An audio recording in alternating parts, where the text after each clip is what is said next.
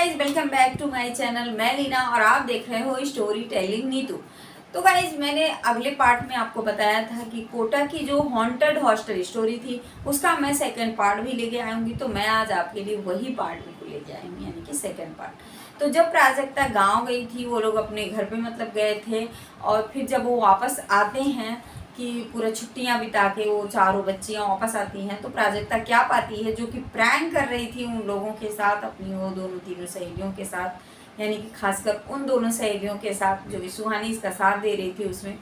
तो वो जब लौट के आती है तो फिर क्या देखती है कि जैसे ही वो कमरे में अपने दाखिल होती है ना, यानी कि जब उसने दरवाज़ा खोला और जब कमरे में आई तो देखा कि कमरा बिल्कुल ठंडा था।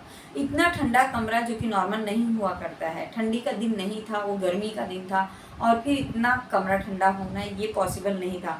उसने इधर उधर देखा कि विंडो कहीं खुली है, इसकी वजह से शायद कमरा ठंडा हो। तो उसने बताया कि सुहानी ये कमरा अपना ठंडा बहुत ज़्यादा लग रहा है, ऐसे क्या हो सकता है। उसने बोला कोई बात नहीं, होता है कभी कभी कि कुछ टेम्परेचर में चेंज आया हो या फिर बाई चांस खुला रह गया हो। खिड़की तो बोली नहीं, खिड़की तो बराबर बंद है, फिर इतना कमरा ठंडा कैसे हो सकता है। फिर भी उसने बोला ठीक है चलो इग्नोर करते हैं इस चीज़ को, लेकिन उसके दिमाग में कहीं ना कहीं बात चल रही थी। आखिर एसी भी नहीं लगी है, पंखा भी नहीं चल रहा था, फिर इतना कमरा ठंडा कैसे है। फिर वो उस चीज़ को इग्नोर करती है और रात को जब पढ़ने बैठती है, उसी दिन इस दिन आई थी, उस दिन वो देर रात तक पढ़ाई कर रही थी, तो उसके कान में किसी के फुसफुसाने की आवाज़ आती है। ऐसे लग रहा है कोई गाना गा रहा है, और वो एकदम बहुत बढ़िया सुरीली राग में गा रहा है। तो जो पीछे पलट के देखती है तो कोई भी नहीं था, लेकिन उसको गाने की आवाज़ बराबर प्रॉपर उसके कानों में जा रही थी, एकदम मीठी मीठी आवाज़ में गा रहा है। कुछ ही देर बाद उसको नींद आ गई, वो सो गई। फिर बहुत बुरे बुरे सपने आते थे, जैसे डेली अभी बुरे बुरे सपने आ जाना, और फिर जैसे उसके कान के पीछे पास आके कोई गुनगुनाता रहता था। कभी कभी उसके दरवाजे पे नॉक होता था, तो वो सुहानी से ये बात की कि शायद अब ये लोग हमारे साथ प्रैंक कर रहे हैं, जिनके साथ हमने प्रैंक किया है।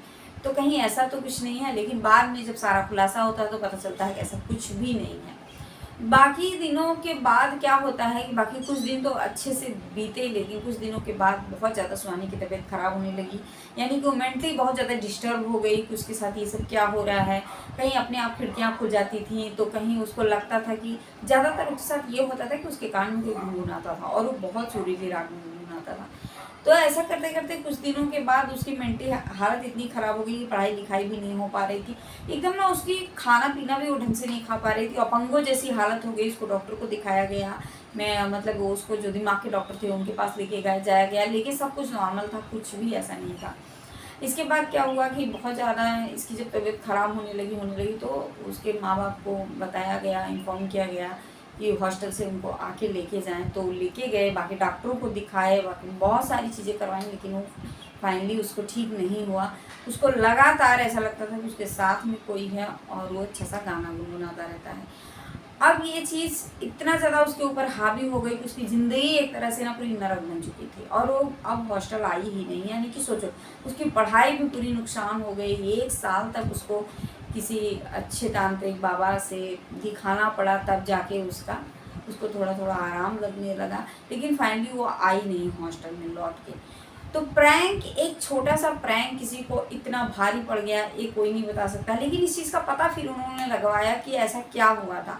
तो उनको पता लगा कि इस हॉस्टल में जो कि एक लड़की थी जो बहुत ही बढ़िया गाया करती थी, बहुत ही सुंदर गाया करती थी, लेकिन उसके साथ किसी ने इतना बड़ा वाला प्रैंक किया था ना कि अंत में उसकी जो है हार्ट अटैक से डेथ हो गई थी। लेकिन उस लड़की की आत्मा कहीं ना कहीं अभी भी वहाँ पे भटक रही थी, जो कि बहुत ही सुंदर गाना गाती थी।